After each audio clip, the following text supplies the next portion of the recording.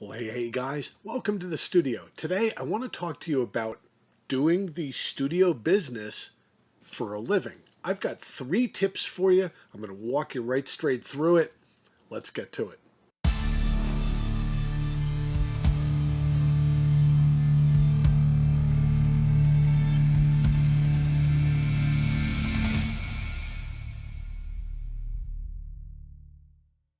I know this isn't about me, but I've been in this business for 40 years. In the last 20 years, I've run a studio making money as my full-time job. And I follow these 3 rules to help me get to that point and stay there. Tip number 1 is to always be working, whether you're getting paid or not. And I know a lot of people have the reasonable expectation that they're not going to work for nothing. Fair enough. While they're sitting at home playing video games, I would be out on a gig, carrying cabinets, setting up mic stands, running cables, standing behind the board, asking questions when I could, and learning more. Did I get paid for it? No, but I had a job working at the local music store.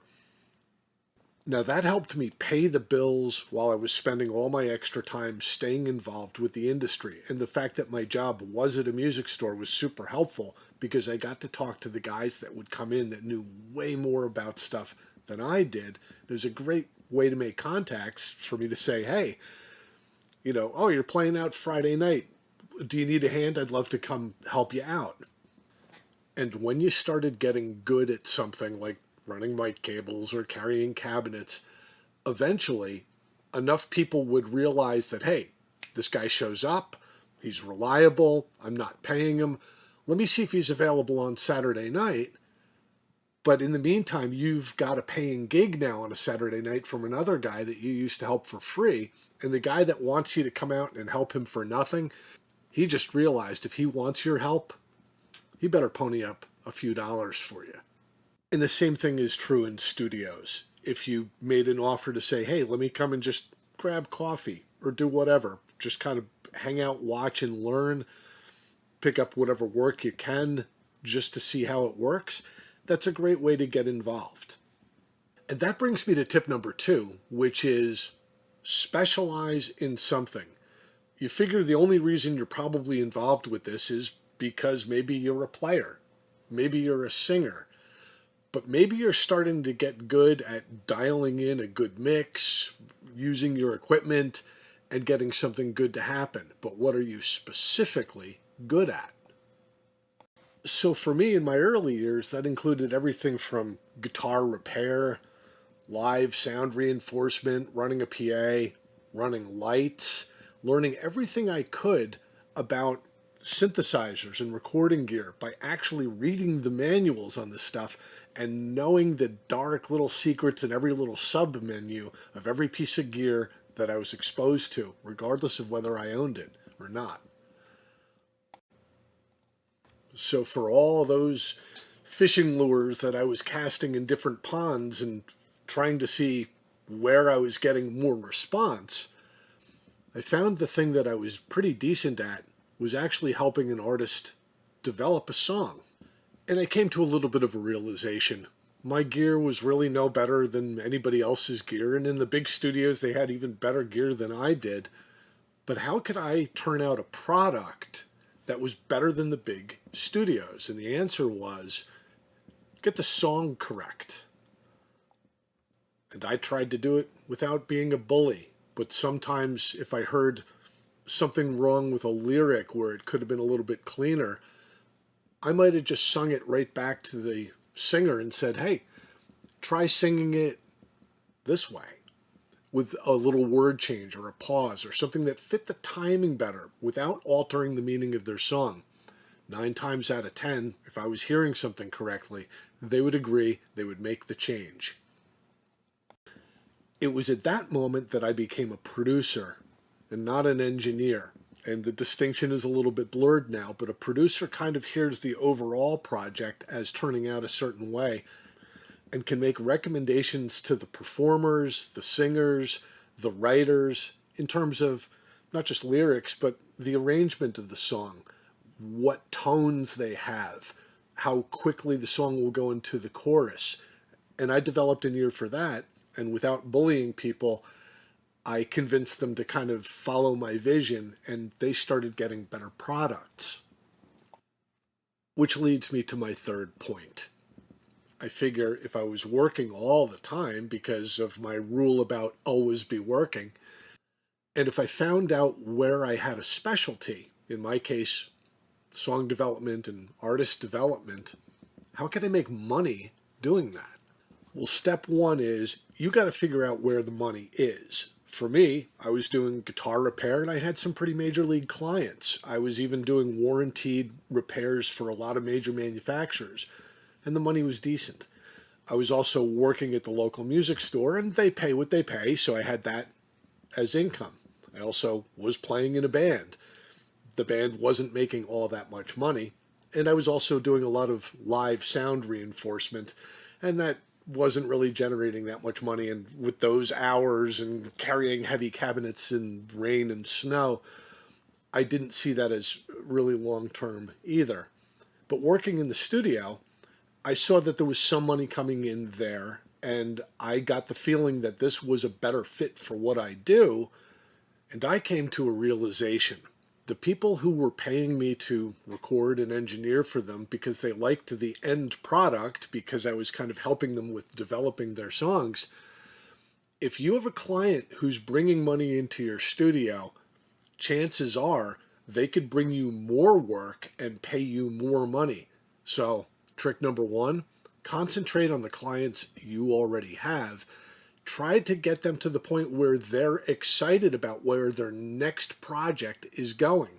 At the end of a session, have them pick up an acoustic guitar and ask them, what are you working on? And they'll show you a song and you tell them, oh man, I got some great ideas, and tell them those ideas, and guess what? They're excited to come back.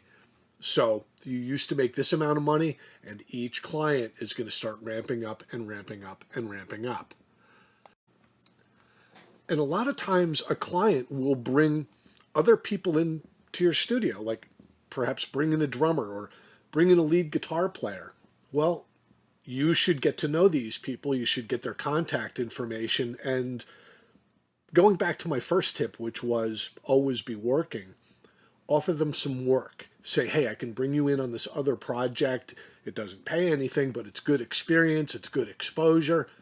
They'll come into your studio. And when they get used to coming into your studio, at some point you can say, hey, that thing that you're working on could really be developed.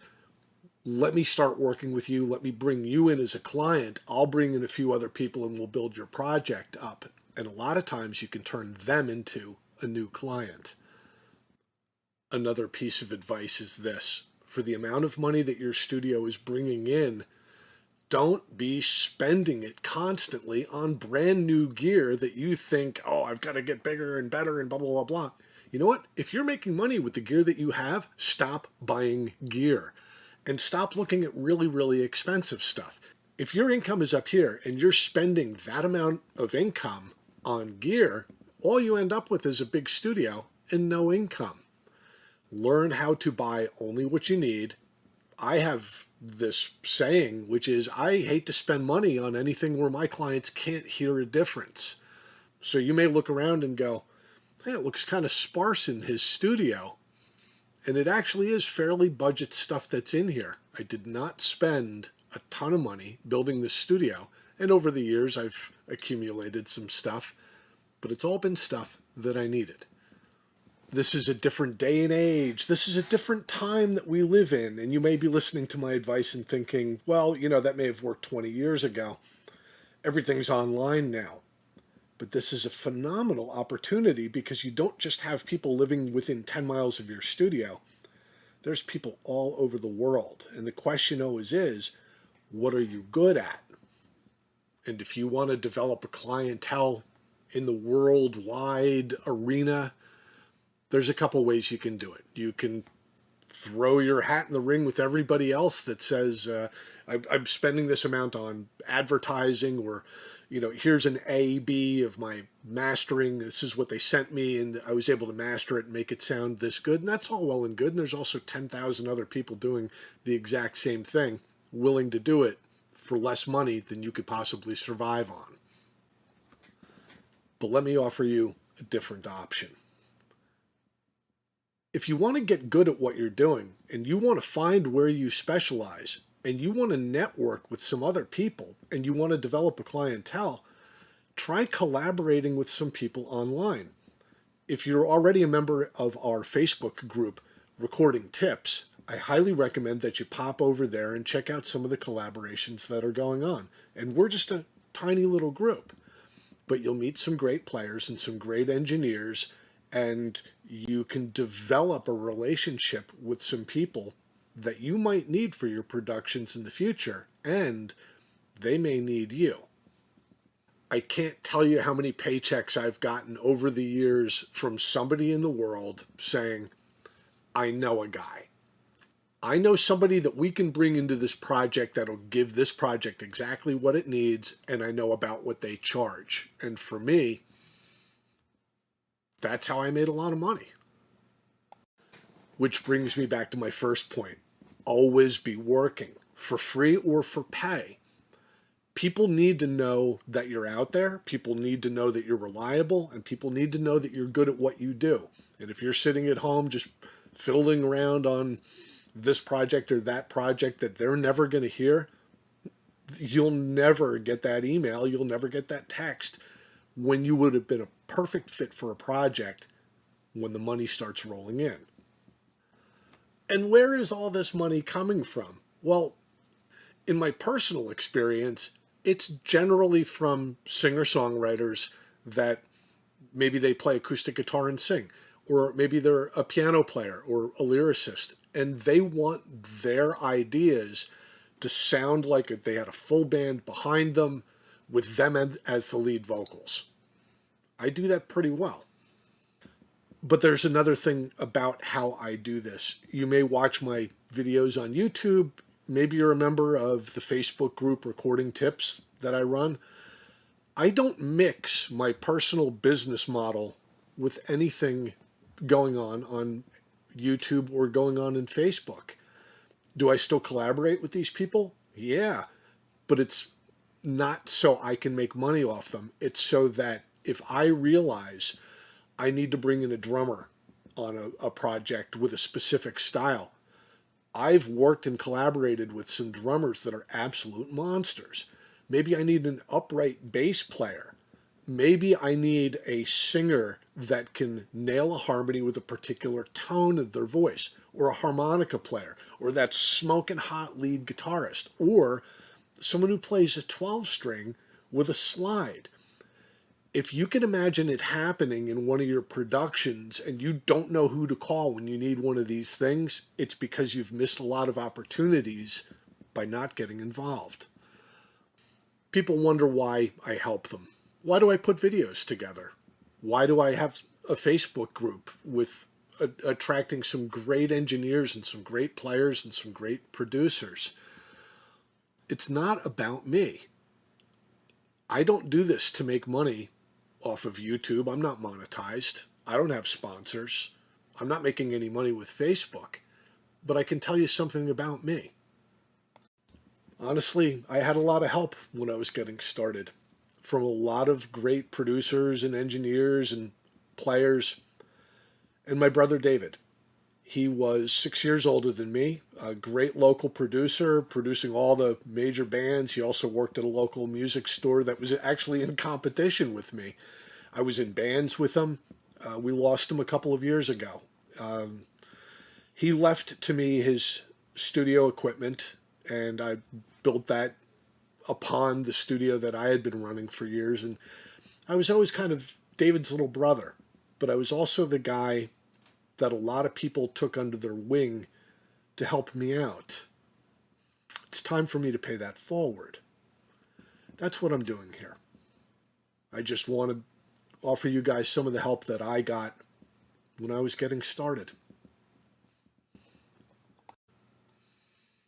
And I can tell you, it was not easy for the first years. I did struggle. I did not have good equipment. I used to have a 4-track cassette player. I had a Casio keyboard held together with duct tape and one mic and one guitar. I don't even think I had a guitar amp back then, but I would bring whatever I could wherever I went and help in any way that anybody was looking to get some help. And eventually, when the phone was ringing or people were looking to bring me out, if I had a paying gig in competition with them, they knew they couldn't get me unless they paid me. And the next time they called me, they had dollar signs attached to it. And it snowballed. And I built this over time.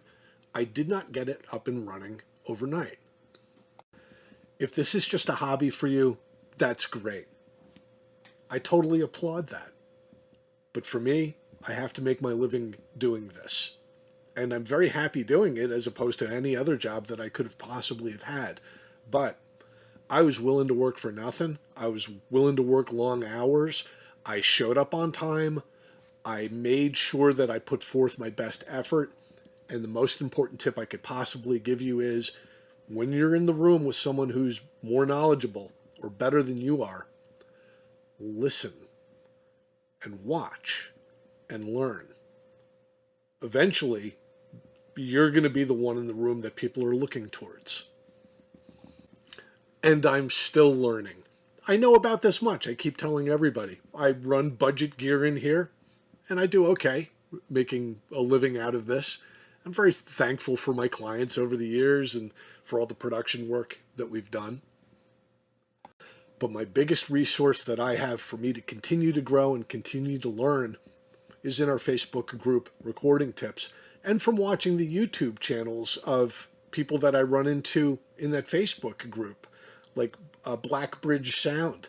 Check out the video channel Blackbridge Sound. These guys, for microphones, for drumming, for heavy guitars, short videos that get right to the point, unlike some videos we may have seen.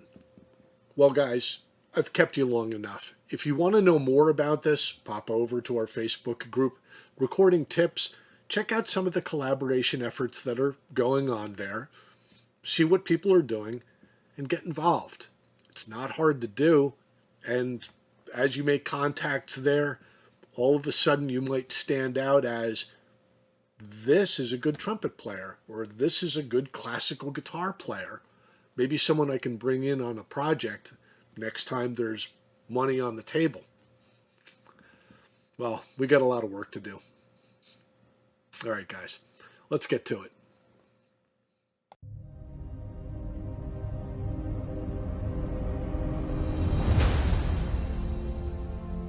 Okay, so, wow, it's Easter Sunday. I was thinking to myself, I don't think really, I had zero expectations. It seems that the full crew is out here and supporting me. Thank you for that. Upon watching the video clips that made the part into the live show tonight, I realized that I went too long and I probably got off on the wrong tangents and that type of stuff too. But I do get the feeling that when we're trying to make money with a studio, it's really honestly about who you know and who you work with. And when the money does appear on the table, I know exactly who to call for what style to get drums or guitar or vocals or all kinds of things. And it's because of rule number one. And rule number one was always be working. So I put videos together. That's part of my work. I have a Facebook group, and I have, Oren and Joseph are helping me run that Facebook group with a team of experts, and it's just a great experience in my life. I love the resources that you guys bring up in those posts. I love the discussions we had, and I am just constantly learning from talking to all the people that are in the group. So I see Jarrett's actually here from Blackbridge. We're going to put a link below to his channel. Their videos are short. They're super good for drums, microphones, budget stuff, good guitar sounds, amps, and he just does a great job. Him and Mike Cotton, by the way, shout out to him as well. And we're going to carry this discussion over into Facebook. We have collaborations being built as we speak. And we actually have Villain FX is a band that actually came out of collaborating on that Facebook channel. Glenn Robertson has got teams of people working on his projects right now, and he's got some great stuff in the pipeline. Big shout out to Glenn if you haven't listened to any of his stuff. He's like the singer-songwriter, guitar player, bass player, coup de grace. Very, very cool stuff coming out of him. And I mean, so many people here. I could just list all of you and all the projects you're working on, but we're going to cut this short and head over to the Facebook group and continue the discussion there. So I had a great time putting this together. Thank you guys for listening to me kind of ramble on a little bit, but it's been 2 years since I lost my brother, almost to the day, and I haven't really talked about that. And I don't know if anybody really knows that. But in those 2 years, I don't think I really could have talked about it. But just so you know why I do this, I had people helping me, and it's my job to pay it forward. All right, guys. Well, we got a lot of work to do.